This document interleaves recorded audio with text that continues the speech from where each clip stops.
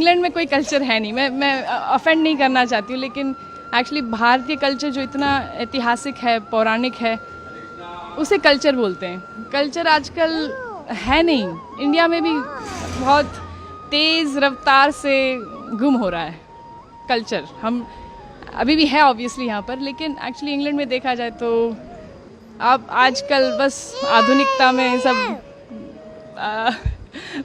पड़े हैं, और उसमें देखा जाए तो माता पिता को रखना, फैमिली यूनिट होना, ये सब बाकी नहीं रहा। अब तो बहुत कम लोग इसमें मानते हैं, तो इसलिए हम वापस आते रहते हैं कि कल्चर थोड़ा महसूस हो।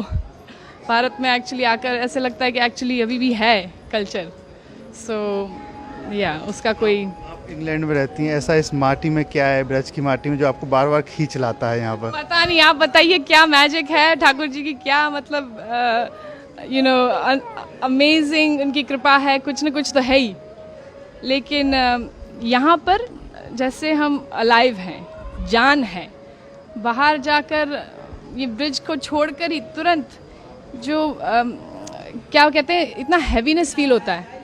कलयुग का प्रभाव बोल सकते हैं, आधुनिकता का प्रभाव, जो नास्तिकता का प्रभाव है, वो इतना लॉलीपॉप लेटर उसका प्रभाव बहुत हैवी है। तो इसलिए ब्रज की माटी में ये जो आस्तिकता है, जो हम तपस्या कह सकते, ये उसी के लिए आते हैं कि हमें ठाकुर जी के दर्शन हो और यही संस्कार और सनातन धर्म का महसूस हो, क्योंकि बाहर तो है नहीं। हम लेके जाते हैं जितना हो सके उतना, और ट्राई कर रहे हैं कि जारी रखें हमारे परिवार में और बांटें। वहाँ पर भी हम थोड़ा प्रचार करने में कोशिश करते हैं कि दूसरे को इंकरेज करें कि इसे ना ठुकराएं। हमारा जो एंशिएंट कल्चर है, ये वैदिक कल्चर, उसका देयर इज़ नो कंपैरिजन, उसके लिए कोई क्या कहते हैं सब्स्टिट्यूट नहीं है। हम ये वेस्टर्न कल्चर को अगर फॉलो करते रहेंगे तो बस खाली हो जाएंगे, अंदर से खाली रहेगा। इंग्लैंड में ड्रेस अलग पहनते होंगे, लेकिन यहाँ आप पूरी तरीके से साड़ी पहनकर, तो कैसा लग रहा है यहाँ पर? बहुत अच्छा लगता है साड़ी पहनकर, ऐसे लगता है कि मतलब अभी कुछ त्योहार है, नहीं तो फिर बस काला ग्रे पहनते हैं वहाँ पर, क्योंकि ठंडी इतनी रहती है तो कोट पहनते पूरा दिन लगभग, तो यहाँ पर मन लगता है। लेकिन वहाँ पर भी हम साड़ी पहनते हैं, और हमारा वैदिक कपड़े पहनते हैं, एक्चुअली साड़ी पहनते रहते हैं, और या स्कर्ट या ऐसे कुछ, जितना हो सके उतना। माथे पे आपने जो चंदन लगा रखा है, वहाँ भी लगाती हैं? ज़्यादातर लगाते रहते हैं, क्योंकि देखा जाए तो देखो, मुसलमान कभी ऐसे सोचता नहीं है कि मैं क्यों बुर्खा पहनूं, मैं क्यों ये टोपी पहनूं। सिर्फ हिंदू लोग मतलब डरते हैं, या मेरे को कई हिंदू खुद बोलते कि आप क्यों लगाती हो, बड़ा शो क्यों करती हो, क्या ज़रूरत है आपको शो करना, अपना आस्था को दिखाने की क्या ज़रूरत है। लेकिन मैं कहती हूँ कि एक्चुअली गर्व से हम दिखाते हैं।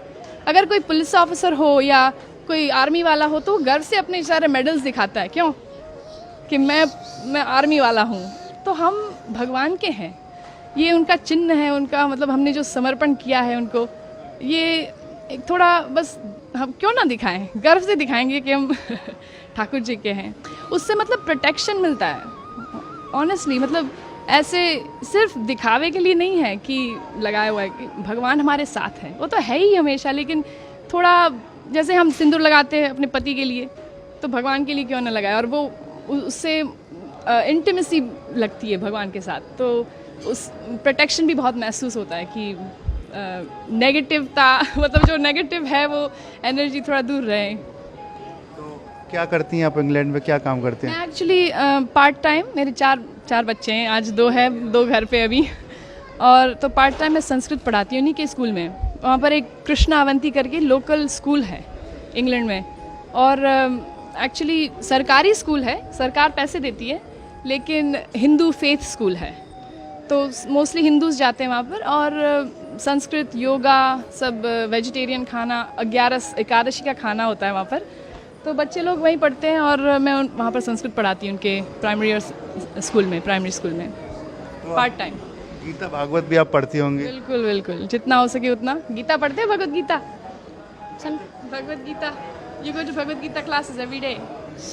वहाँ पर जो इन लोग का ग्रुप किया हुआ है बच्चों का, और वो रोज़ भगवत गीता क्लासेस में जाता है। थोड़ा हिंदी कम समझता है तो मना कर रहा है। तो कोई आपको भजन या कोई याद है कुछ गा सके? भजन भजन तो आई मीन आज रामनवमी है तो रघुपति राघव ए रेवू you want to sing with me Rohan? Ramnavami है, श्री राम जी को याद करें। सॉरी हाँ you want to sing with me? Raghupati Raghav Raja Ram पतित पावन सीताराम। बोलो रघुपति राघव राजा राम पतित पावन सीताराम। जय हो। जय हो, हरे कृष्णा। देखिए बात करें इंग्लैंड की, वहाँ बड़ी बड़ी बिल्डिंग है, यहाँ पर सिर्फ धार्मिकता है, तो कुछ अलग लगता है। तो बड़ी बड़ी इमारतें हैं विदेश में, लेकिन उसका क्या फ़ायदा अगर दिल छोटा हो, मन में शांति ना हो, अंदर सुख ना हो, हृदय में मतलब प्रेम ना हो।